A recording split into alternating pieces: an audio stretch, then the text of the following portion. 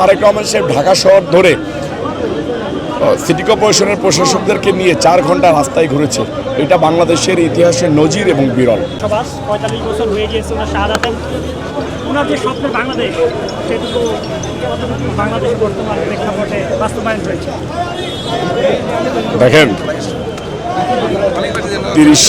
30 তারিখে শহীদ রাষ্ট্রপতি জিয়াউর রহমান সাহেবকে ঘাতকেরা নির্মমভাবে হত্যা করেছিল। তারা ছিল দেশের শত্রু, তাদের গোষ্ঠী ছিল দেশের শত্রু। দেশকে ধ্বংস করার জন্য এবং দেশকে পিছিয়ে ফেলার জন্যই শহীদ রাষ্ট্রপতি জিয়াউর রহমান সাহেবকে হত্যা করা হয়েছিল। সেখানে শহীদ রাষ্ট্রপতি জিয়াউর রহমান সাহেব 3 বছরের শাসনামলে অগণিত শুভাকাঙ্ক্ষী রেখে গিয়েছেন। দেশের মানুষের প্রতি ওনার আস্থা ছিল যে আমাকে যদি হত্যা করাও হয় তাহলে এই দেশকে এগিয়ে নিয়ে যাওয়া থেমে থাকবে না। শহীদ রাষ্ট্রপতি জিয়াউর রহমান সাহেবের মৃত্যুর পরে বিএনপির চেয়ারপারসন দেশনেত্রী বেগম খালেদা জিয়া হাল ধরেছেন।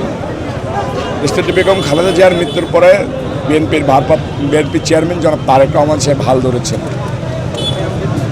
উন্নয়ন অব্যাহত রেখেছিলেন, সেখানে কিছু দুষ্কৃতিকারীরা বারবারই বাধাগ্রস্ত করেছেন। আপনারা জানেন যে পাকিস্তানের সময় রাজাকাররা পাকিস্তানিদের সাথে হাত মিলিয়ে বাংলাদেশটাকেই ধ্বংস করতে চেয়েছিল। তারা এখনও সমাজে বসবাস করতেছে এবং দেশে কিছু লুটপাট, সন্ত্রাসী, চাঁদাবাজ এদেরও জন্ম হয়েছিল, যেটা আওয়ামী লীগ। তারা ক্ষমতা থেকে জনগণ তাদেরকে ক্ষমতাচ্যুত করে বিএনপিকে ক্ষমতায় বসিয়েছে। শহীদ রাষ্ট্রপতি জিয়াউর রহমান সাহেবের স্বপ্ন বাস্তবায়নে কাজ করে গিয়েছেন দেশনেত্রী বেগম খালেদা জিয়া। শহীদ রাষ্ট্রপতি জিয়াউর রহমান সাহেবের স্বপ্ন বাস্তবায়নে কাজ করে যাচ্ছেন জনাব তারেক রহমান। তার সাথে রয়েছে বাংলাদেশের জনগণ। ইনশাআল্লাহ শহীদ রাষ্ট্রপতি জিয়াউর রহমান সাহেবের বাংলাদেশ গড়ার স্বপ্ন বাস্তবায়ন হবে, ইনশাআল্লাহ হবেই হবে। ধন্যবাদ। দেখেন, বর্তমান সরকারের মেয়াদ তো অল্প দিন, 3.5 বা 4 মাস চলতেছে। ইনশাআল্লাহ বিএনপি যে কয়বার ক্ষমতায় থেকেছে জনগণের প্রত্যাশা অনুসারেই কাজ করেছেন। তারেক রহমান সাহেব এই 3-4 মাসেই জনগণের নেতাতে পরিণত হয়েছে। আমি কালকেই ফেসবুকে দেখতেছিলাম যে কয়েকটা অনলাইন মিডিয়া নিউজ করেছে যে রাসূল পাক সাল্লাল্লাহু আলাইহি ওয়াসাল্লামের আমলে এবং তাদের অনুসারীদের আমলে এরকম রাষ্ট্রনায়কদেরকে দেখা যেত।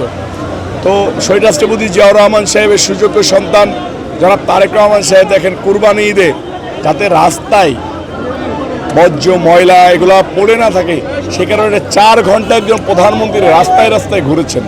এটা একটা বিরল ঘটনা। আমি নিজেও 4 ঘন্টা ঘুরি না, আমি তো একজন কর্মী। আমার মনে হয় না যে কোনো সরকারের সময় কোনো মন্ত্রী, কোনো এমপি রাস্তায় রাস্তায় 4 ঘন্টা ঘুরছে তার নিজ এলাকায়, আমার মনে হয় না। জনাব তারেক রহমান সাহেব ঢাকা শহর ধরে সিটি কর্পোরেশনের প্রশাসকদেরকে নিয়ে 4 ঘন্টা রাস্তায় ঘুরেছে। এটা বাংলাদেশের ইতিহাসে নজির এবং বিরল। ধন্যবাদ, ভালো থাকবেন।